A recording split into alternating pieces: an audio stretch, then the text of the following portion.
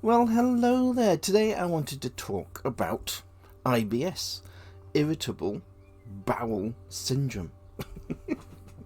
It sounds crazy that I want to talk about this illness, but I've had it for many, many years now. And it's got a stigma against it because it's to do with your stomach and to do with you having a bowel movement. So I'm trying to stick up for all the people like myself, ladies, men, who have this issue. And it is a horrible issue. There are medication you can get from the doctors. I use Buscopan, which you can buy over the counter at the chemist. Buscopan works very well. You can take one before a meal. If you say going to a restaurant and you know you're going to have some non-gluten food. But one of the things I wanted to talk about was to not feel terrible about yourself if you do have IBS. It's a horrible thing for a man to have, but I can imagine that for a woman it must be even more horrifying. Passing wind. I mean, us men, we can get away with it with a little laugh and a snigger, but even I don't want to, fart in the middle of a restaurant. I mean, we can laugh about it, but there are places where it can be horrifying if you're in work, if you're in an office, and it's a horrible thing to have where you feel ashamed of your body, you get bloated, you start feeling fat from IBS. And you get terrible pains from IBS, and of course, a lot of the time you can be stuck on the toilet for a very long time. But what I'm trying to do today is I'm going to tell you a few of the things that helps me with my IBS, and things you can avoid. I was a chef for 30 odd years, so I had to leave my job as a chef because. When you've got IBS, and of course then you're gluten-free, because the gluten-free, what you'll find most people who are gluten-free, it's because it's a wheat-free diet, and wheat is what causes most of the problems with IBS, because what happens is your stomach can't control the wheat and the fibers going into your body, and that's what causes the symptoms with IBS. And there's many foods that triggers. There's a trigger system with people with IBS. Caffeine is one of the main things that causes IBS. Caffeine, onions is very bad. There's many foods which can cause problems, and that's why people with IBS are normally gluten-free on a wheat-free diet, and this helps our stomachs. But that doesn't stop having IBS all the time. So the question is, what can I do to improve my lifestyle? Well, unfortunately, there is no cure for IBS. It's just something that happens. You can have it when you're young, you can have it when you're middle-aged, you can have it when you're old. I've got friends and family that have had IBS, and it's come and gone. Unfortunately, my IBS came when I was in my late 30s, and it's just stuck with me ever since. But what you need to do is just really, you have to learn to live with it. Now, I've been super lucky because I work from home. So I mean, I'm right next to the bathroom if I have an emergency or anything needed. And of course, it must be absolutely nightmarish for people who work away and things.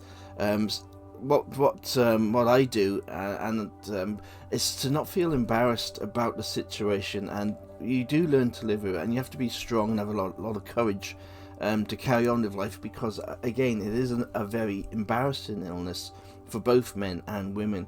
Now, what I do is I take whenever I go out, I actually have to have a little bag with me, and in my bag I got my Buscopan tablets.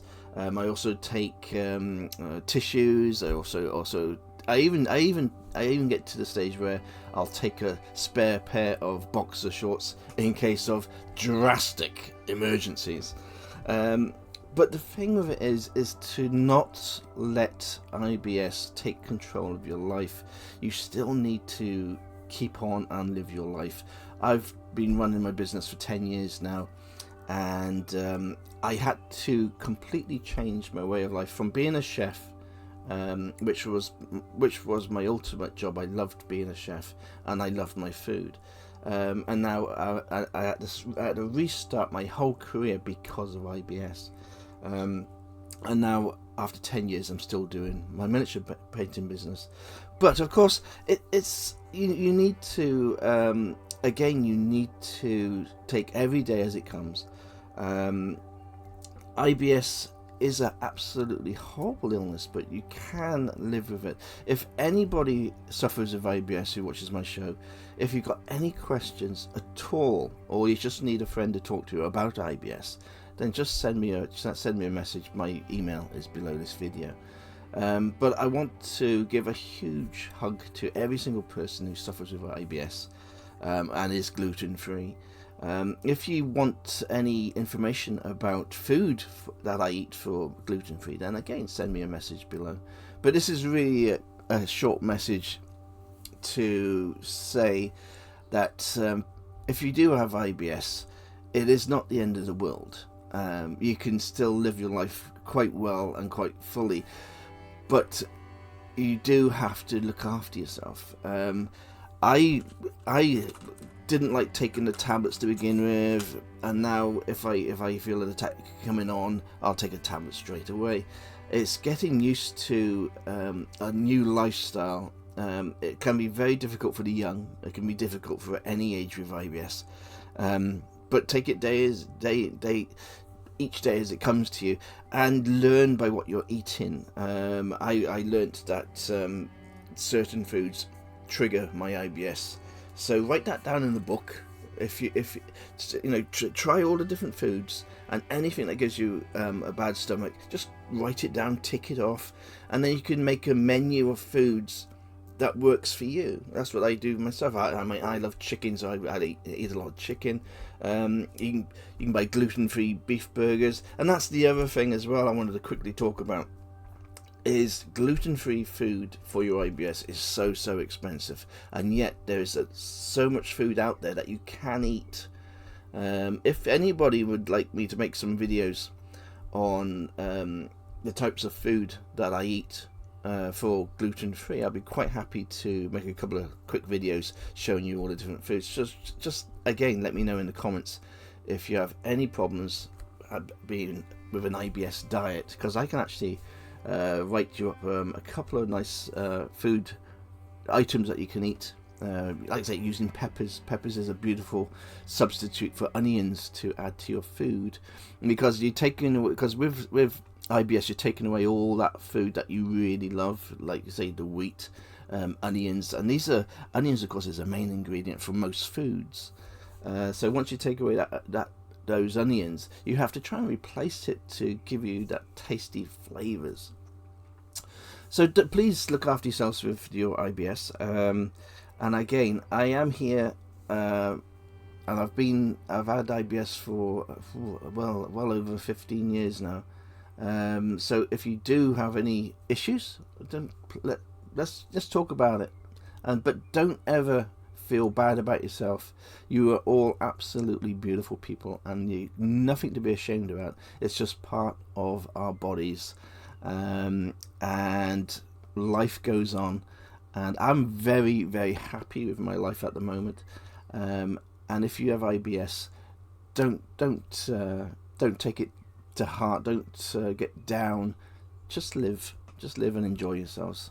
It can be difficult, but you really are okay. You're not gonna die from IBS. You're just gonna get on with life and enjoy it.